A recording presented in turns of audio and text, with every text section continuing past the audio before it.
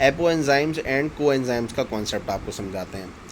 अच्छा, कहा यह जाता है कि एंजाइम जो हैं वो कॉन्जुगेटेड प्रोटीन्स होते हैं। इसका मतलब ये है कि या तो प्रोटीन कार्बोहाइड्रेट से जुड़ेगी तब वो कॉन्जुगेटेड प्रोटीन कहलाएगी, या प्रोटीन जो है वो लिपिड से जुड़ेगी या किसी मेटलिक आयन से जुड़ेगी। ठीक है, अगर प्रोटीन पार्ट एंजाइम का किसी नॉन प्रोटीन पार्ट से जुड़े तो हम उसको कहते हैं कॉन्जुगेटेड प्रोटीन। और बेसिकली ये जो नॉन प्रोटीन पार्ट होता है ये कहलाता है कोएंजाइम, और जो प्रोटीन पार्ट होता है वो कहलाता है एपोएंजाइम। तो एक ideal enzyme is a combination of apoenzyme and coenzyme. ठीक है। अच्छा, कोएंजाइम्स बहुत सारे हो सकते हैं। ठीक है, उसमें मैंने जैसे आपको बताया कि कोई कार्बोहाइड्रेट हो सकता है, कोई लिपिड हो सकता है, कोई मिनरल हो सकता है, या फिर वाइटामिन्स हो सकते हैं। वाइटामिन्स चूँकि बहुत ज़्यादा रिक्वायर्ड होते हैं और वाइटामिन्स की बड़ी इंपॉर्टेंस है, माइक्रो न्यूट्रिएंट में है, और इसमें ख़ास तौर पे विटामिन बी कॉम्प्लेक्स जितना भी है ना, ये कोएंजाइम के तौर पे एक्ट करता है। ठीक है। फिर एक और मिसाल भी है, कोएंजाइम ए जो है ये एसेंशियल है for the metabolism of carbohydrate, lipids and proteins. Coenzyme A जो है बॉडी में बनता भी रहता है, इसको एक्सोजीनसली भी हम डाइट में भी ले सकते हैं, और इसके सप्लीमेंट्स भी आते हैं कोएंजाइम ए के, कोएंजाइम क्यू के भी आते हैं। ठीक है। अच्छा, फिर ये थोड़ा सा नॉमनक्लेचर देख लेते हैं। अब कई एंजाइम्स हैं, और ये इनमें से कुछ एंजाइम्स आपने सुने भी होंगे, और इनका सबस्ट्रेट सामने मेंशन है कि यानी किस सबस्ट्रेट के ऊपर ये एंजाइम एक्ट करता है। अब जैसे माल्टेज़ है, माल्टेज़ जो है माल्टोज़ के ऊपर एक्ट करता है। माल्टोज़ जो है आपको पता है कार्बोहाइड्रेट है, ये हम रोज़ा में खाते हैं, जैसे रोटी, गंदम या अनाज, सीरियल्स हैं, इनमें जो है माल्टोज़ होता है। ठीक है, तो माल्टोज़ को हाइड्रोलाइज करने के लिए माल्टेज़ रिक्वायर्ड है। ऐसे यूरिएज है, यूरिया के ऊपर एक्ट करता है, यूरिया को तोड़ता है। प्रोटीएजेज हैं, ये प्रोटीन्स के ऊपर एक्ट करते हैं। कार्बोहाइड्रेजेज हैं जो कार्बोहाइड्रेट्स के ऊपर एक्ट करते हैं। लाइपेज हैं जो लिपिड्स के ऊपर एक्ट करते हैं। हाइड्रोलेज हैं, ये हाइड्रोलिसिस करवाते हैं। डी अमाइनेज हैं, ये अमाइनो ग्रुप रिमूव कराते हैं। डिहाइड्रोजनेज हैं, ये हाइड्रोजन को रिलीज़ करवाते हैं। अब देखें, जितने भी एंजाइम्स हैं वो सबस्ट्रेट के नाम पर ही रखे गए हैं। ठीक है, तो ये आसानी रहती है याद करने में। अच्छा, अब चंद मिसालें और देखते हैं, जैसे ऑक्सीडो रिडक्टेज। ये एंजाइम्स ऐसे हैं जो कि ऑक्सीडेशन भी कराएंगे और रिडक्शन भी कराएंगे, क्योंकि बहुत सारे प्रोसेसेस होते हैं जिसमें ऑक्सीडेशन भी साथ हो रही होती है और रिडक्शन भी हो रही होती है। तो ऑक्सीडो रिडक्टेज एंजाइम्स मौजूद हैं जिस्म के अंदर। ट्रांसफरेजेज एंजाइम्स हैं, ये कोई एक फंक्शनल ग्रुप जो है सबस्ट्रेट से निकाल कर किसी और चीज़ में कन्वर्ट कर देते हैं, और सबस्ट्रेट जो है वो कंपाउंड में या कंपाउंड में तब्दील हो जाता है। तो ट्रांसफरेजेस ट्रांसफ़र करता है ग्रुप्स को। हाइड्रोलेजिस, अभी मैंने बता दिया कि हाइड्रोलाइटिक एंजाइम्स हैं, ये ख़ास तौर पे जो कार्बोहाइड्रेट और ईस्टर्स और प्रोटीन्स को तोड़ने के लिए हाइड्रोलेजिस इस्तेमाल होते हैं। ये जो जैसे सुपर ऑक्साइड्स हैं ना, ये भी हाइड्रोलेज हैं, ये तोड़ते हैं एंजाइम प्रोटीन्स वगैरह को। लाइएजेज हैं, ये जो है वो सबस्ट्रेट का कोई एक छोटा सा ग्रुप जो है वो तोड़ते हैं और उसको हाइड्रोलाइज करना शुरू कर देते हैं, और फिर डबल बॉन्ड्स डेवलप कर देते हैं। इसको कहते हैं लाइएजेस। ठीक है, यानी काट के फिर जोड़ देना, इसको कहते हैं lyases. Removal of groups from the substrate by means other than the hydrolysis, usually with the formation of double bond.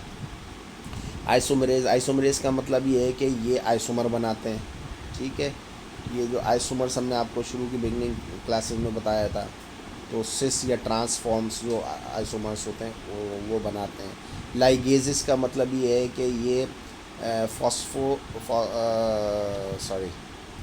Synthetase enzyme कहलाता है, यानी ये कोई चीज़ बनाने के लिए। लाइगेजेस जो है वो ब्रेक डाउन ऑफ पायरोफॉस्फेट।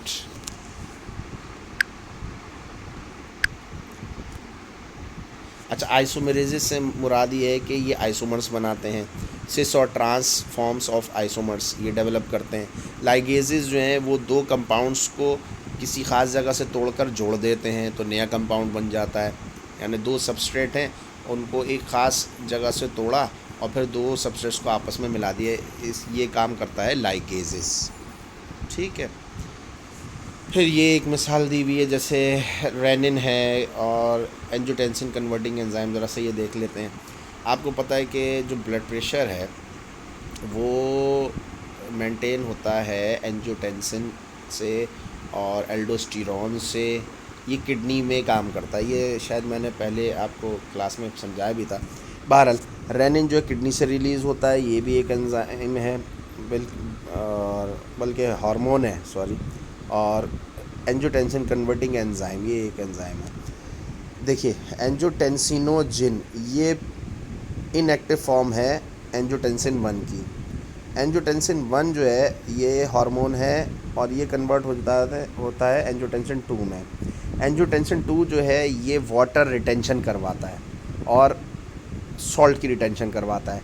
तो सॉल्ट एंड वाटर की रिटेंशन से बीपी थोड़ा सा बढ़ता है। अब होना ये है कि हमारा ब्लड प्रेशर जो है ना वो मेंटेन रहता है हर वक्त 120/80। तो वो कैसे मेंटेन हो रहा होता है, उसमें बहुत सारे प्रोसेसेस हैं। उनमें से एक का जिक्र यहाँ किया जा रहा है, एंजियोटेंसिन का इफ़ेक्ट। होता ये कि जब बीपी फ़र्ज़ करें लो हो जाए, पानी की कमी हो जाए, आयंस की कमी हो जाए, तो पानी को रोकना और आयंस को रोकना ये जिम्मेदारी हो जाती है इस सारे सिस्टम की, जिसको रेनिन एंजियोटेंसिन सिस्टम कहते हैं। ठीक है, रेनिन किडनी से रिलीज़ होता है और ये एंजियोटेंसिनोजिन को एंजियोटेंसिन 1 में कन्वर्ट करता है। फिर एंजियोटेंसिन 1 जो है ये कुछ नहीं कर सकता, इसको एंजियोटेंसिन 2 में कन्वर्ट होना होता है। और यहाँ पर एक कन्वर्टिंग एंजाइम होता है जिसको हम कहते हैं S, angiotensin converting enzyme, ACE, ये याद रखिएगा। अगर ये एंजाइम यहाँ पर इनहिबिट हो जाए तो एंजियोटेंसिन 1 2 में तब्दील नहीं होता, और 2 में तब्दील नहीं होगा तो फिर सॉल्ट एंड वाटर रिटेंशन नहीं हो पाएगी, बीपी मेंटेन नहीं हो पाएगा। अच्छा, नॉर्मल फिजियोलॉजी में ये चल रहा होता है, मेंटेन हो रहा होता है। अब फ़र्ज़ करें ज़रूरत से ज़्यादा सॉल्ट जिस्म में मौजूद हो या दिल की धड़कन तेज़ हो जाए किसी भी वजह से, या दिल पावरफुल एक्टिविटी शुरू कर दे जैसे स्ट्रेस में होता है, तो बीपी हाई हो जाता है। अब बीपी हाई होने के लिए उल्टा मैकेनिज़्म चल रहा होता है, यानी या तो कार्डिक पंपिंग तेज़ हो जाए या फिर सॉल्ट एंड वाटर की रिटेंशन हो जाए। इन दोनों सूरत हाल में जिस्म को नुकसान हो सकता है। लिहाजा अब हमें चंद ऐसी दवाइयाँ ईजाद करनी पड़ी जो कि इस सारे प्रोसेस को रिवर्स करें। तो एस इनहिबिटर्स हमारे पास मौजूद हैं, फार्माकोलॉजिकल एजेंट्स हैं जो कि एंजियोटेंसिन कन्वर्टिंग एंजाइम को इनहिबिट करती हैं।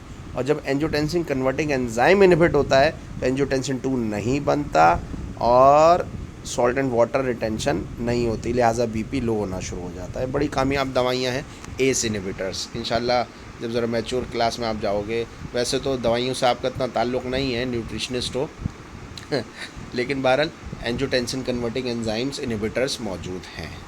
ठीक है जी। फिर ऐसे ही जो है वो, जैसे एक और एंजाइम है ग्लूकोज 6 फॉस्फेट। ये मैंने आपको जब ग्लाइकोलिसिस पढ़ाया था तो उधर भी मैंने जिक्र किया था कि ये ग्लूकोज का मेटाबॉलिज्म में इसका बहुत अहम किरदार है, यानी की एंजाइम्स का यहाँ जिक्र कर रहे हैं। तो ग्लूकोज 6 फॉस्फेट जो है ये भी बहुत इम्पॉर्टेंट होता है।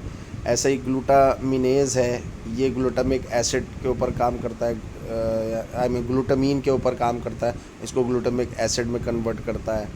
हाइड्रोल ऑक्सीलेज हैं, ये जो है कैल्सिट्रियोल की डेवलपमेंट करवाता है। तो मुख्तलिफ़ एंजाइम्स हैं, उनका जिक्र आ रहा है। फिर कुछ कीमोथेरेपी से मुराद ये कि जो केमिकल एजेंट्स हैं, यानी बैक्टीरियोसिडल या स्टैटिक एजेंट्स यानी एंटीबायोटिक्स, उनका जिक्र आ रहा है, या फिर एंटी कैंसरस ड्रग्स हैं, उनका जिक्र आ रहा है। अब ये जितने भी केमिकल्स हैं ये बेसिकली करते क्या है, ये एंजाइम्स इनहिबिटर्स होते हैं। ठीक है, ये जाकर सेल्स के अंदर, ख़ासतौर पर जो कैंसरस सेल्स हैं उनके अंदर एंजाइम्स को इनहिबिट करते हैं और सेल्स जो डिस्ट्रॉय होना शुरू हो जाता है, या बैक्टीरिया के एंजाइम्स को जाके इनहिबिट करते हैं तो बैक्टीरिया मरना शुरू हो जाता है। तो ये इस तरीके से एंटीबायोटिक्स, तहाशा एंटीबायोटिक्स हैं। ठीक है जनाब, ये एक पेंसिलिन और टेट्रासाइक्लिन, इसका एक मॉडल दिखाया हुआ है। एंटी मेटाबोलाइट्स हैं, जैसे मरकैप्टोप्यूरिन है। ठीक है, ये ब्लड कैंसर में, ल्यूकीमिया में इस्तेमाल होती है।